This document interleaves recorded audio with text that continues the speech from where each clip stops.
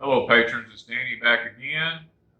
We are in a preparation mode. We have a tropical system that is developing very rapidly off of the Florida Panhandle and Appalachia Bay area.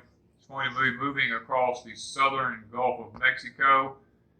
The good thing about this storm is right now, as far as we know, is that it's not going to be moving out over water very far unless something changes. That is our saving grace. What's fueling this storm is that the Gulf temperatures are so hot because of the weather pattern and weather anomalies that we're having.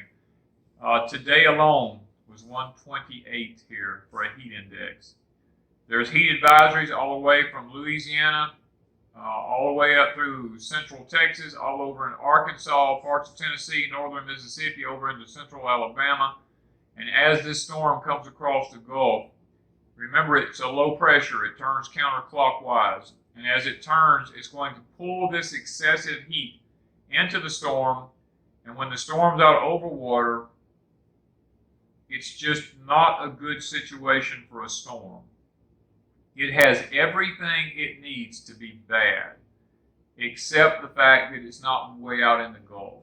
If this thing, for some reason, decided to back out in the Gulf, we could have a bad situation on our hands. So here at Deep South Homestead, rather than take chances, probably in the next couple of hours, we're going to run to town. We're going to go ahead and fill up our gas cans. We're going to get diesel for the tractor and try to make sure that we have the things that we need prepared, because starting in just a matter of hours tonight, maybe early in the morning hours, we're probably going to start getting rain. They're talking about anywhere between 7 to 12 inches of rain in a worst possible scenario. The rivers, the Mississippi River coming down through New Orleans is already almost at flood stage.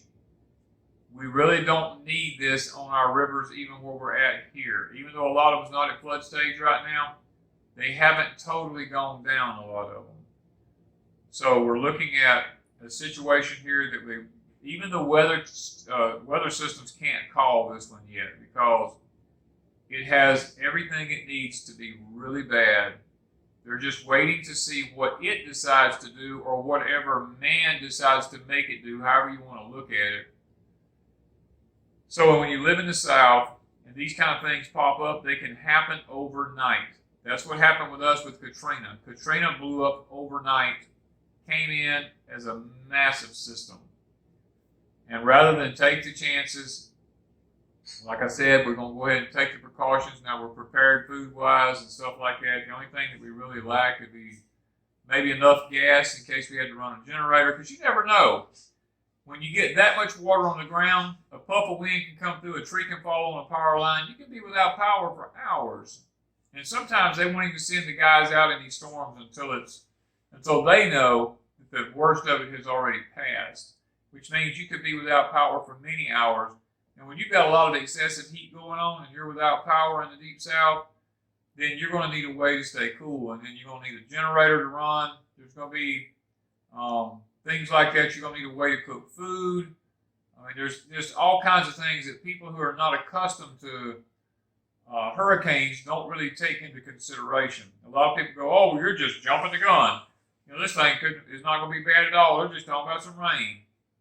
You know what? That is exactly right. But sometimes I've seen these systems move in and people said, oh, it's just going to be a little bit of rain. Something happens, like I told you, a tree falls across the power line, a creek gets up, a road washes out, poles come down, things happen, and as a result, people without power, and they're not prepared. So that's why we take everything serious in the Deep South when it comes to these tropical systems that begin to move in. So I just want to give you patrons an update, because we promise y'all we keep you updated on what's going on here at Deep South Homestead, and that's one of the joys of being able to be on Patreon with us, because we'll throw things like this up and let you know what's going on in our area at all times. So thank you guys from Deep South Homestead.